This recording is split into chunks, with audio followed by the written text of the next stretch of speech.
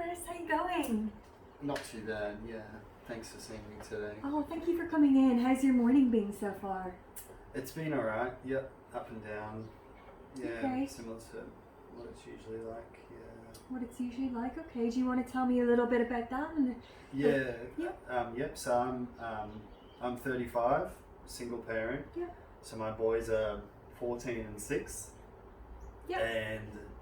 And things, so the whole reason I'm coming in here is to try and discuss what's happening with them, things with them, Okay. with school and life at home, and it's been a big mess, to say the least. Yep. Yeah, things have gone from worse to even worse than that. Okay. So school and home, things have gotten quite difficult around your two children, 6 and 14. Yeah, that's right. Can you tell me a little bit about what you mean by worse, the behaviours or what you're observing? Yeah, so there's basically it's them just acting out at school, the fighting, the swearing, refusal to do work, leaving the classroom, swearing at the deputies, throwing things, running away. It's just gotten really out of hand, and it's getting to the point now where I'm getting phone calls from the school pretty much every day, maybe every second day, saying I better come and pick them up, which then means I've got to leave my work, and my work's being really unhappy with what's going on. So it's just become a giant downward spiral for the worse. Okay. And how long has this been going on for? For a while, since they started school to a certain extent, but I think 3 years ago, their mother and I split. Yep. And she was quite an aggressive and violent person as well. Yep. So I feel like they've taken it on from what they've seen with her. Okay. And my way of dealing with that, to a certain point, has been to try and be easy on them and to try and be calm with them, just so that they don't take on they don't get a lot worse with these aggressive behaviours. And in a way, that's sort of happening, but I think they've noticed that I'm too easy on them, so they just take that and run with it. Okay. Right. And yeah. Okay, so mum's behaviours were quite extreme, quite aggressive, and you feel the boys have observed this and maybe taken on some of these behaviours, and in response to that, you are going a little bit easier on them as a way to compensate maybe for... I think so. I try and do that, but then it's just not working, and the whole thing's backfiring, and I can feel myself getting quite frustrated, rather than hitting them like she used to do, just a lot of sending them to their room, but then they just make a huge mess of their room, and it feels like there's nothing that I'm really doing that's getting through to them. Okay, so when you pick them up, you would generally send them to their room and they continue to act out. Yeah. I suppose when they return to some sort of baseline and calm down to some degree, because I suppose the energy can't stay that high, that they're continuing, if I'm correct in saying, that heightened behaviour throughout the night, or if is that the case, or is there a time where they get a little bit calmer? Yeah, they do. We try and talk about it. That's good. I tell them about, you've got to pull your head in, and they're not into that, and they fight with each other a lot. They tell me to shut up, and it's gotten to the point where school can't control them, I can't control them, I just don't know what I can do. Okay, so you've tried to have that eligible conversation, meet them where they're at, explain that their behaviour is inappropriate, but they're non-responsive to that. Okay. It's something that I do need to do more of it. I do need to do it in a better way, but it's just not working. I think you're doing a really good job, and you have by the sounds of it, a lot on your plate, and it seems like you're handling it very well, and even coming here today is fantastic. It's a great start in terms of getting some help and turning some corners and hopefully making life easier for everyone, which I'm confident we can definitely set some things in motion to get there. So my next question is there anything that the boys do that they enjoy, that they would kind of see as, I suppose, a reward or something to look forward to, or something they get excited? Well, they did. They had their. Well, that's another thing I didn't mention. They had their PlayStation. It's been a few weeks now that I've taken that off them, and just because things are going so bad at school, I said, well, you're not getting your PlayStation. So I've had that for quite a little while now. Okay, yeah. Because I don't believe that they deserve that because of the stress that they've been causing me. Yes, yeah. And that's understandable. But what I'd like to talk to you a little bit about and see how you feel about it is something called operant conditioning. It's where we kind of, I suppose, attempt to influence, alter, or change a behaviour by introducing positive and negative reinforcement, and we do this by introducing a stimuli.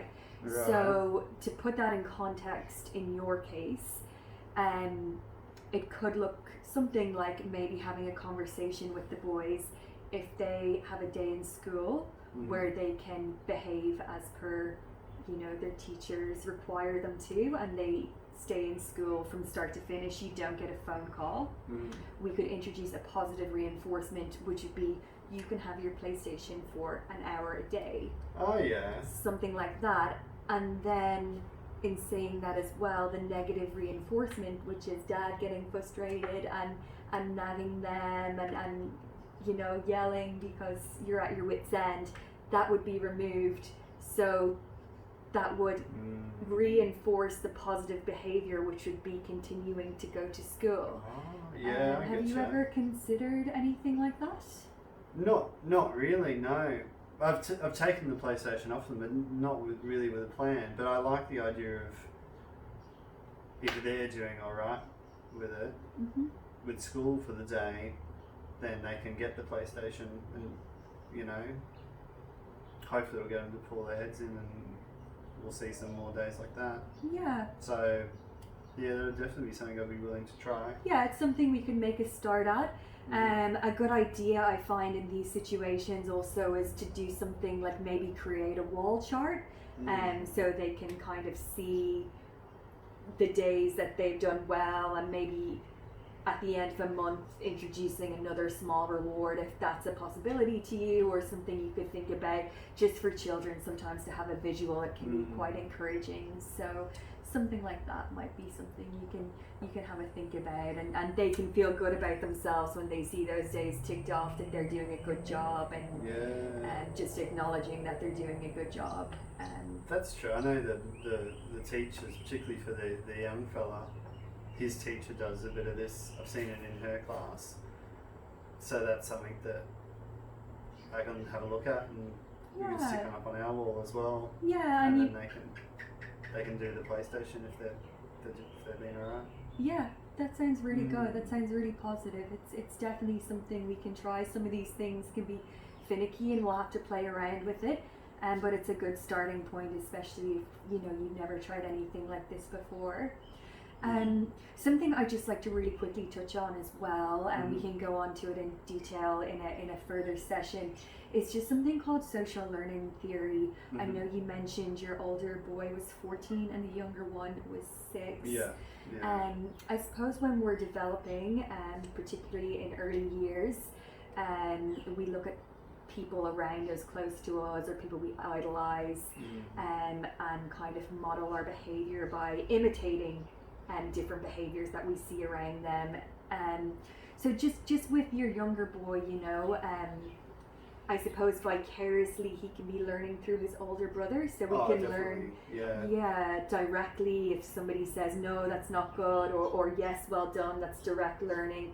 But I think if he particularly sees his older brother getting this positive reinforcement, it can definitely have a knock-on effect and just make life easier, and kind of, again, it's something we can go into in further detail, but I just said I'd touch onto it today, just so you are aware of that is something that can happen. I just want to ask you, have the boys ever seen a psychologist? No, they haven't. I remember a while back with the school, they mentioned that it would be a good idea, but they never had, nothing ever came of it. It was, we didn't really look into it. Okay. But I think now it's getting to the point where we need to look at who else to involve in what's happening with these kids. I think that's really positive. I think the more support we can wrap around the boys and yourself at the moment, the better. So I think if it's okay with you, if you were happy, I will make a referral today, just for them to have a chat, you know, about maybe things that have happened in the past with mom, what's going on for them now. It can't hurt, can it? Definitely not. It's all these things can be helpful. It might be, you know, just a one-off, or it might be a positive thing to go forward. It's I mean, I can't say for sure, but I do feel it would be in your best interest just to have it checked out. And psychologists can also, you know, prepare something which is called a positive behavioural support plan, which is something like we talked about, but just in more detail. And once that's developed, it's something that all stakeholders can be aware of. So you and the teachers and anyone else involved in the boys' lives can kind of have the same, I suppose, approaches to different behaviours, so everything's consistent and it kind of gives them a clear message of right and wrong. If that's necessary, it's just another route of support that you can go down. So I'll make that referral today if you're happy with that. Yeah, that'd be good. Anything Excellent. we can do, Okay, good. And before we wrap up today, I just want to quickly check in with you as well. It sounds like you have a lot on your plate. You know, you're young, you're 35, and you're dealing with a lot with the boys from what you're telling me. I was just wondering, you know, what kind of social outlets or what kind of things do you do for yourself and your self-care? To be honest, it's just got to the point where I just don't have the energy for that anymore. Okay. With everything that happens between work and just dealing with the boys, that's filling up my time to such a huge extent now, particularly as a single parent. So there's not too much going on there at all. But, yeah. And I suppose at 35, you know, it's understandable there's been so much going on, but it is an important time, you know, for, you know, intimacy, relationships, different things like that, and just, you know, to have your own outlets to keep your own batteries charged, I suppose, in a sense. That's true. I mean, I had obviously the ex, their mother. Yep. They haven't had anything serious anyway since then. And then I did have my group of mates who I'm still in touch with. But we used to go out a fair bit, particularly when the missus and I split. We were seeing like the mates and I were hanging out a lot more. Yeah. That was becoming a lot more regular. We used to go up to the casino quite a bit. Oh, nice. And they were just there for me. But then when stuff with the kids started becoming more and more and more common, it just became less and less with the mates. And I felt like they're not in that situation, so they didn't really get it. And now it's, we still talk, but we don't see each other as much, anywhere near as much anymore. Yeah, it's sort of come to that. Yeah, and understandably so. When you've so much on your mind, I suppose you're exhausted when it comes to the weekend. It's not probably a big priority for you, but it is something to keep in mind that it is important, for you to stay involved and make sure you're doing things for yourself. Now that we have a bit of a plan and an action and a bit of a goal, do you think that's something you could maybe pick up again? Just getting in contact with your friends and doing the odd thing, especially. I would hope so. Yeah. Yeah. If things get better, then I think it's a matter of them figuring out stuff for the boys, so that I can start to, look in the mirror at my own situation and that. But once things are in place for the boys, then I'll have more of a serious think about what's happening with myself. Okay. Yeah. Well, I think we've covered a lot in today's session, and I think we have some good goals.